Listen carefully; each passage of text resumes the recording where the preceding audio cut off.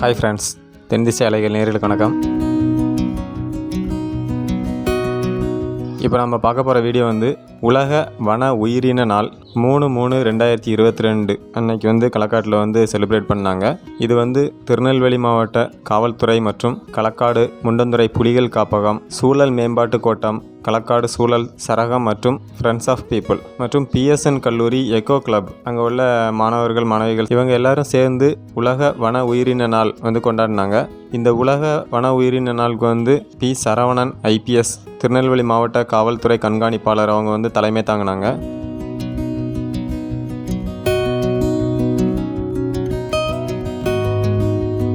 களக்காடு முண்டந்துறை புலிகள் காப்பகத்தின் சார்பாக உலக வன உயிரின நாள் கொண்டாட்டம் இப்பொழுது ஆர்வமாக உள்ளது.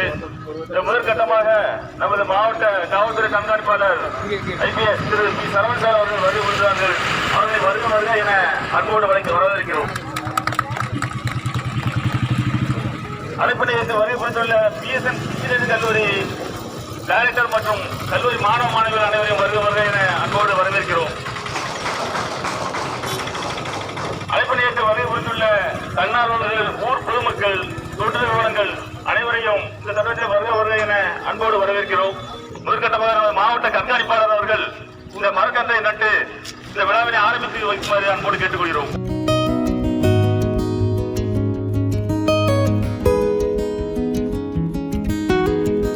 களக்காடு SBI பேங்க் பக்கத்தில் மாவட்ட கண்காணிப்பாளர் பி. சரவணன் IPS அவங்க வந்து முதல் மரக்கன்று நட்டிருக்காங்க.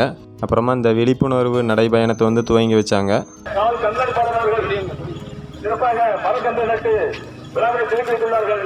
அதனைத் தொடர்ந்து இந்த விழிப்புணர்வு பேரணியையும் துவக்கி வைக்குமாறு அன்போடு கேட்டுக்கொள்கிறேன். அதற்கு முன்னதாக பள்ளி மாணவர்களுக்காகவும் ஊர் மக்களுக்காகவும் ஓரிரு வார்த்தைகள் சொல்லுமாறு அன்போடு கேட்டுக்கொள்கிறேன். அனைவருக்கும் காலை வணக்கம். இது வந்து ஒரு நல்ல ஒரு நடவடிக்கை மாதிரி எனக்கு தோணுது. இந்த காலேஜில் வந்து ஒரு கிலோமீட்டர் ஒரு சுற்றுச்சூழல் ஒரு கிளம்பு வந்து ஏற்படுத்தினாங்க.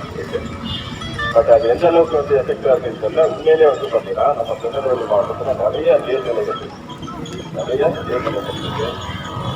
அதை வந்து நம்ம இயற்கை சூழல் நிறைய இடங்கள் வந்து நம்ம மாவட்டத்தில் வந்து இதை நீங்கள் நினைச்சீங்கன்னா வந்து ஒரு பேரளவுக்கு மட்டும் வந்து பண்ணாம உண்மையிலே வந்து நீங்கள் நினைச்சீங்கன்னா நிறைய வந்து உங்களால் வந்து என்ஜிஎஸ் வந்து பண்ண முடியும்.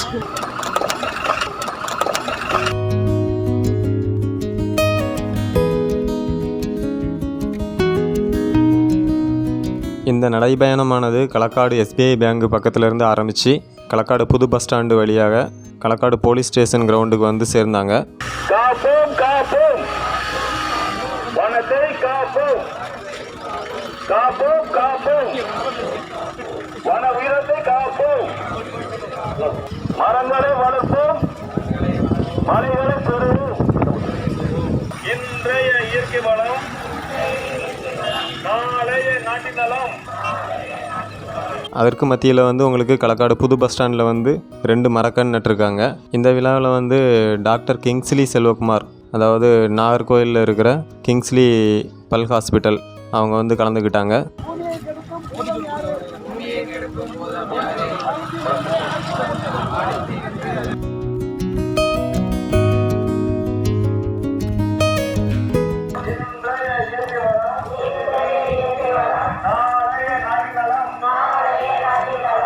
அப்புறமா களக்காடு போலீஸ் ஸ்டேஷனில் வந்து 2 மரக்கன்றுகள் நட்டாங்க.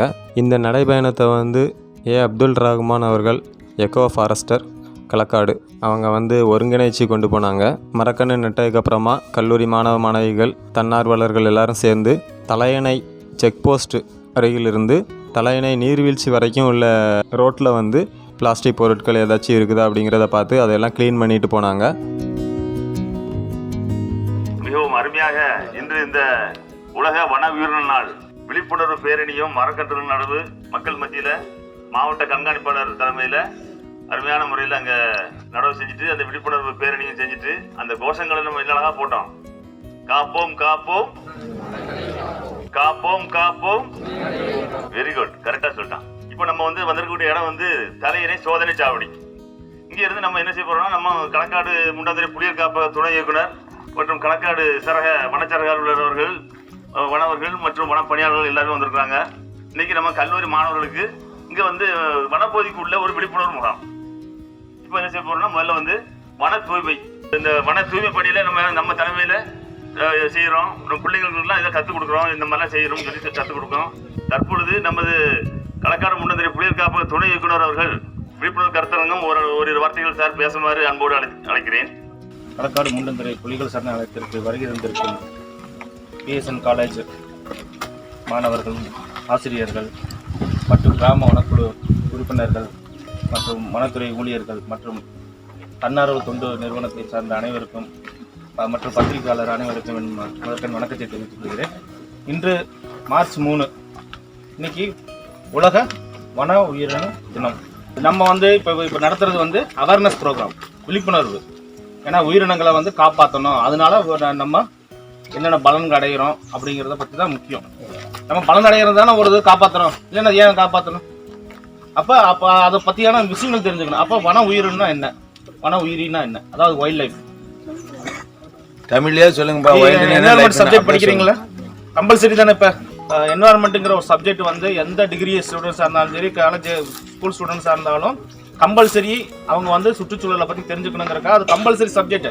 நீங்கள் எந்த லெவலுக்கு போனாலும், ஈவன் ஐஏஎஸ் ட்ரைனிங் வரைக்கும் போனீங்கனாலும், ஐஏஎஸ் எக்ஸாம் ப்ரிப்பேர் பண்ணால் கூட அது வந்து கம்பல்சரி. கீழேருந்து மாணவர், அதாவது என்ன சொல்கிறது, ஸ்கூல்ல இருந்து டாப் மோஸ்ட் வரைக்கும் அந்த சுற்றுச்சூழலுங்கிற ஒரு பாடம் கம்பல்சரி நடத்தணும் அப்படின்னு ஒரு இதே இருக்குது.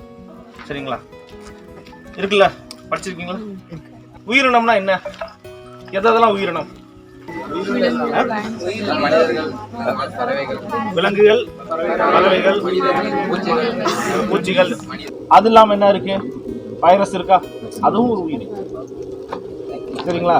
பூஞ்சைகள், பாக்டீரியா, இது எல்லாமே சேர்ந்து எல்லாமே ஒரு உயிர் தான். சரிங்களா?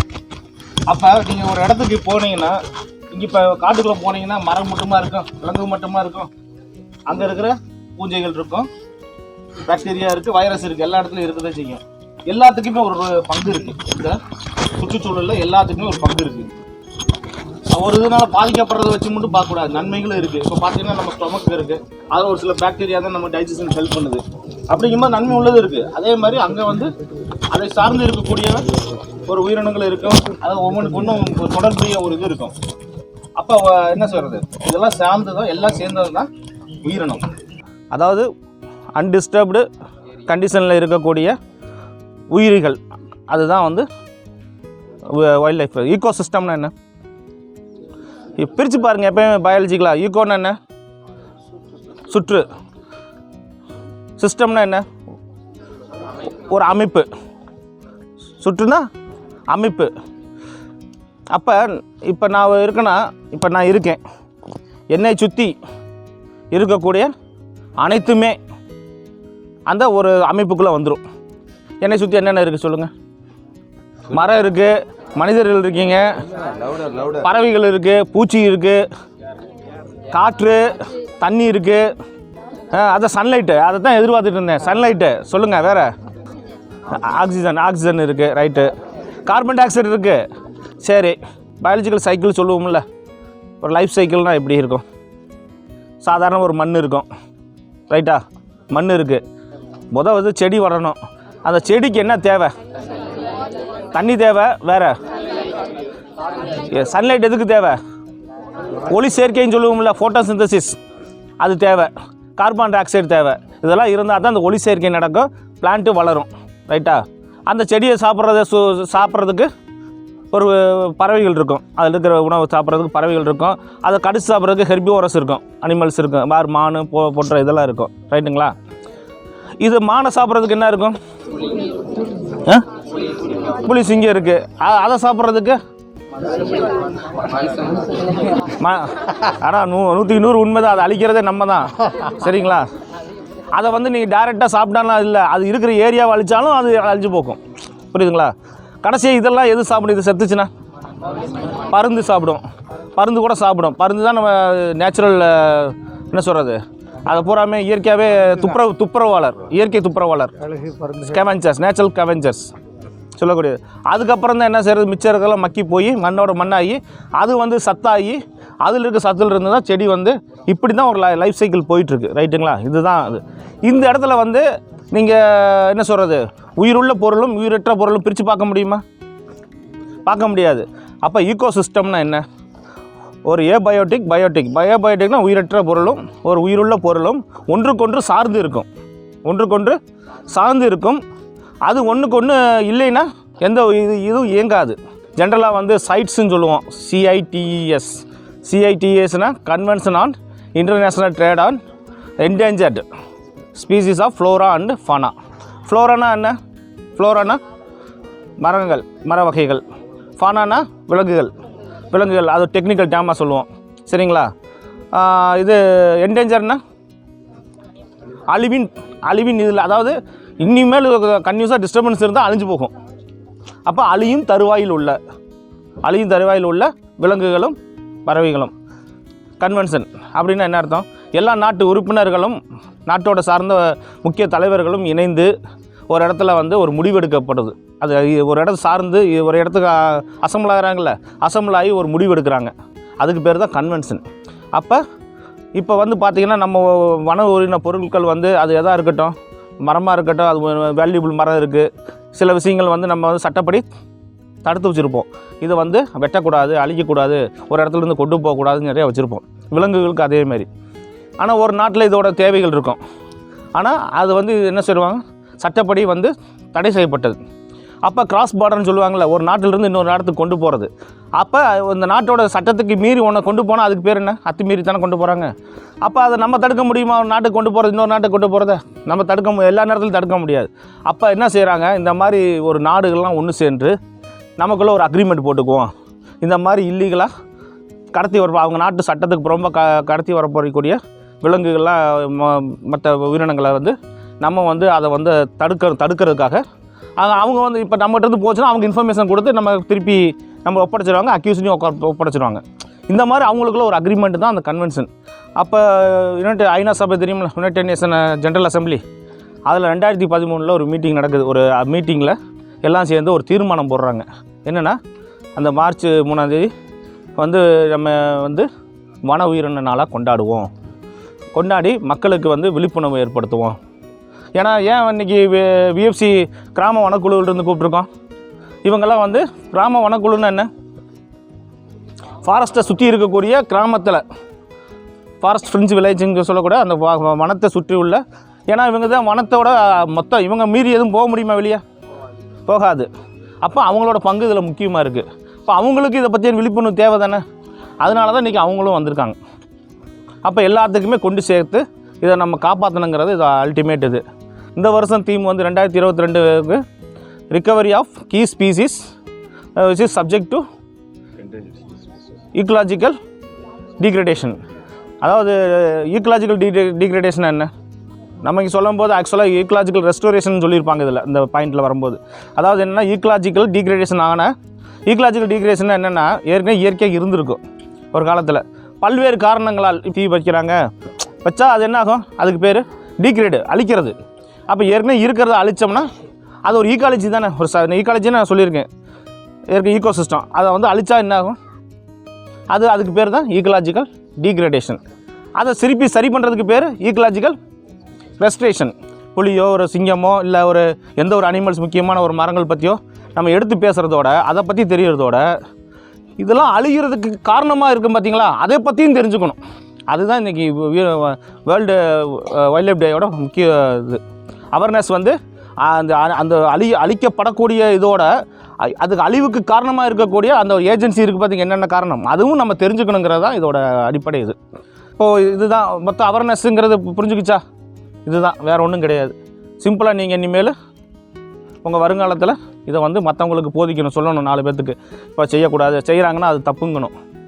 அதே மாதிரி உங்கள் சந்ததிக்கு நீங்கள் எடுத்துக்கொண்டு போகணும். நீங்கள் நாளைக்கு ஒரு டீச்சராகவோ ஒரு ஐஏஎஸாவோ யார் எப்படி ஆவீங்கன்னு சொல்ல முடியாது. நாளைக்கு ஒரு துறையில் வந்து உட்காருவீங்கன்னு சொல்ல முடியாது. இப்போ நீங்கள் போகிற பக்கம்லாம் அது வந்து உங்களோட சந்ததிக்கும் தெரிவிக்கணும்.